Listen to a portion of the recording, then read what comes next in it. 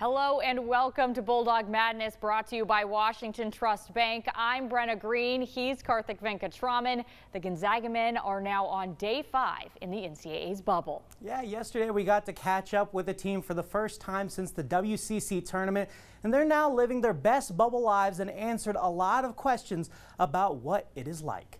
I actually think this whole year has been kind of a great source of preparation for this time. Isolation is nothing new for the Zags. Thankfully, they're isolated with each other. It's definitely a forced socialization here. So if you don't like your teammates or your coaches or other staff around, it's not a very pleasant situation. But fortunately, we got great chemistry, and the guys, I mean, truly enjoy hanging out with each other. So I think that's going to be a real positive for us. There will be a lot more hanging out at this year's NCAA tournament than previous versions.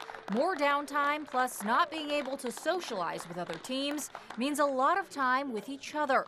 Mark Few revealed during his presser that Tuesday night, Corey Kispert and Joel Ayayi were upset in Settlers of Catan by trainer Josh Therian, the lone upset the team hopes they're associated with in Indianapolis this March. Few also said that the team is planning to get outside to play some non-basketball sports, including wiffle ball and football. Corey Kispert and Jalen Suggs' football game this summer has been much publicized this season. Kispert says he's ready for round 2. You better believe it. I've been training under, behind the curtain and behind the scenes for months now for this rematch. I'm primed and ready to go. I think Jalen's been kind of showing off in front of the cameras too much personally. But we'll see what happens, later today. As for what Corey does in his room when he's not with his teammates, that shouldn't surprise you. More sports. I brought a few golf balls, a putter, and I kind of, line up a water bottle at the end of the room. And golf's kind of my second sport. That's like my hobby. So I've got to make sure the game's sharp when springtime comes. There is still a game this Saturday, though. The Zags are in a unique position as they await the winner of Norfolk State and Appalachian State on Thursday. You can't really watch much film early this week, just because you don't know. It's fun to kind of split the week up a little bit, have a game to watch on Thursday that you're super interested in, vested in. So it kind of goes both ways. So we're a kind of team that has, a big advantage offensively to a lot of teams in the country. So the less time that opponents have to scout us and come up with a really solid plan, works in our favor.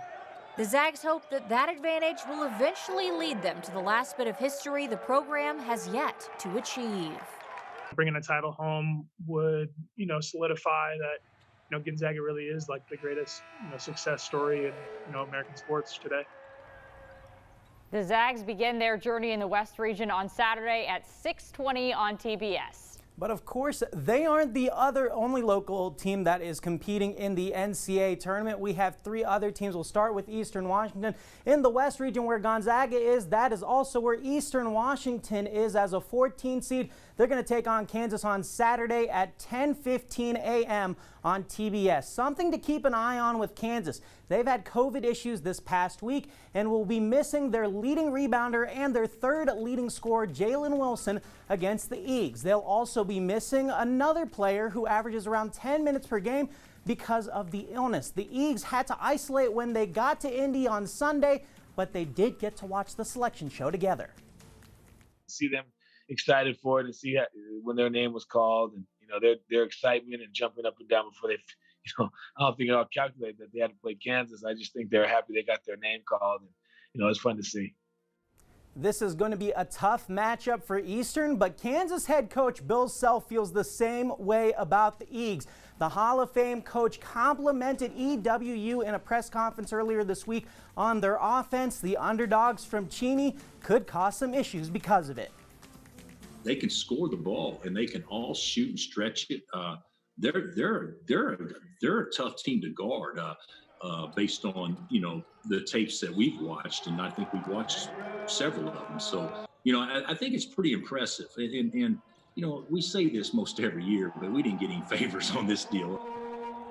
On the women's side, the WSU women are headed back to the NCAA tournament for the first time in 30 years. They received a number 9 seed and will play South Florida on Sunday at 6:30 on ESPN2. This is the WSU women's first NCAA tournament appearance since 1991 and their second ever in program history. It's been a remarkable season for the Cougs, who got their first win as a program ever over a top 5 team when they beat UCLA a few months ago. What a great moment to celebrate with our team, to know a lot of people are watching, a lot of Coug fans out there that are watching and are really proud and excited for this program and for this university. Again, I just love the story behind it, the fact that we've only been to one in our entire history, and that one was 30 years ago. We were just so overjoyed, so happy and proud when we saw our name come up on the screen. Most of us probably weren't even ready because it was, I think, the second group of teams that were called out. So yeah, we were all just so happy, so excited. This is what we've been working towards and what we've been working for. So to see our name come up on the screen there was just a massive, massive moment for our team and for this program. The Gonzaga women have received a 5 seed and will play Belmont on Monday at 1 p.m. on ESPN2. This is their 4th consecutive NCAA tournament appearance and 12th overall since 2007. The women punched their ticket a week and a half ago when Jill Townsend hit a game-winning buzzer beater over BYU, capping off an incredible comeback win. A 5 seed ties the highest seed in NCAA tournament history for the Zags. Yeah, it feels great. Honestly, we could have gone between a 4 and a 5, but we're happy with whatever. No matter what the seed we got was, we knew that we were going to go out and play our hardest against whatever matchup we ended up with. And so it just feels really great. And I can't express it enough how happy we are to be at this point in the season and know that this is actually happening and we get to head to San Antonio. This seems like a lot of teams dancing, right? Yeah. That it is. This means 4 Inland Northwest teams are headed to the NCAA tournament between the men's and women's brackets. Our region has never had more than 3 NCAA tournament teams. That happened 3 times in 2015, 2014, and 2007. If there's anyone who knows about basketball in this region, it's Okanagan native Jill Townsend, who definitely had something to say about that record. It's Spokane's hoop town for a reason. And I think it shows with the programs that are centered around this city. And, WSU, it's an awesome program. I mean, I was recruited there. I was super close to going there. And so to see the success they've had this year, it's incredible. And they've had some major upsets, and they could beat anyone. And us on the girls' side, and our guys' team, obviously. One of the greatest programs probably in college basketball history, Eastern Washington. And so, it's really cool, and it just speaks to the type of pride this city takes, I think, in basketball. And it shows the world that we're not just the greatest city, the greatest basketball city. Karthik, what a time to be a fan of basketball in the Inland Northwest. Yeah, it's great. I mean, our local teams have played incredible this year. So many great moments. But, Brenna, I got a question for you. You think Eastern Washington's going to get that first round upset over Kansas? I'm going yes. They're missing a really key part of their team in Jalen Wilson being out, and that team probably hasn't gotten to practice that much with their COVID protocols, so that definitely gives the advantage to the Eagles there. What about you? We got to mention the fact that the Eagles are playing great basketball right now. I mean, ever since they took that COVID break and came back, they've looked like a team that is motivated. Groves brothers are playing well. Aiken Jr. playing well. Michael Meadows playing well. He came in late this season and really contributed. They've got a really good team. I'm picking the Eagles too. Nice. Well, up next, we have a feature about a Gonzaga player. Jalen Suggs has a very special pregame ritual. Every game, he honors a close friend that died. That's what I go out and play for every night, because I know he's watching. Coming up after the break, I talk with Jalen about his friend's impact on him and the unforgettable moment that made the Gonzaga freshman decide to honor his friend forever. Just to see him, go through his own journey. He's been really cool for my wife and I to watch, and we're really proud of him.